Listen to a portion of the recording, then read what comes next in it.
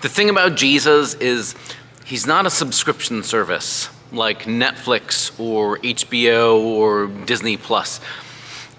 Any of those kinds of TV streaming services that lots of us have or are familiar with are the kinds of things you could be a customer for and not necessarily ever know anybody else around who also was a Netflix subscriber or got Disney Channel or things like that. You can do that from your own home, watch on your own, and never be connected to another person who has the same subscription service. Now, sure, you might know, talking with coworkers or family or friends, hey, did you catch this episode? Hey, did you watch this? That kind of thing. But it's still theoretically possible that you can have a paid subscription to Netflix or Paramount or take your pick and never have any other interaction with another human being who has the same subscription service as well. We live in a culture that's increasingly fragmented like that you can be a customer of a company or a service, but be completely disconnected from everybody else who's a customer as well. From buying food instead of eating in the restaurant, getting it DoorDashed to your front door or ordered from a touch screen without ever interacting with other human beings, to buying things online and having them sent right to your house instead of even interacting with the cashier at the store. We are increasingly in a culture and in a time where we can be disconnected from each other, even when we have a common center source like an employer or a company or a restaurant. And like I say, Jesus is different.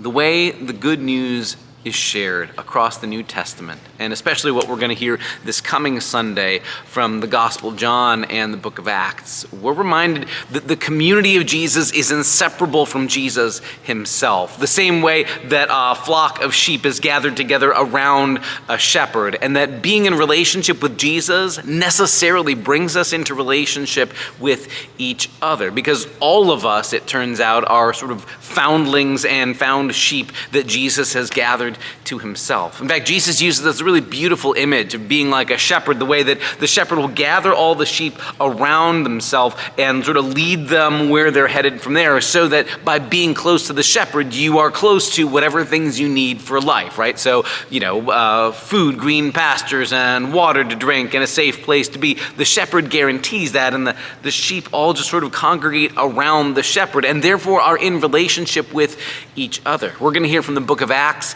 this coming Sunday too, about how in the early church community, each individual Christian didn't just say, okay, I've learned about Jesus, I'm going to go home and I'll just meet you in heaven. But they shared this life together, listening to the stories of Jesus, listening to the direction of the apostles who were trying to help them understand how to live the Jesus way of life, and then sharing their abundance with each other, sharing their possessions. When somebody had a need, somebody would make sure, oh, you need something? I've got it, I'll give it to you, and taking care of one another. Because unlike, say, Netflix, where they don't particularly care if one customer talks to another customer, as long as you're both paying, the community of Jesus is built on all of us not just being in relationship with Jesus, but with one another.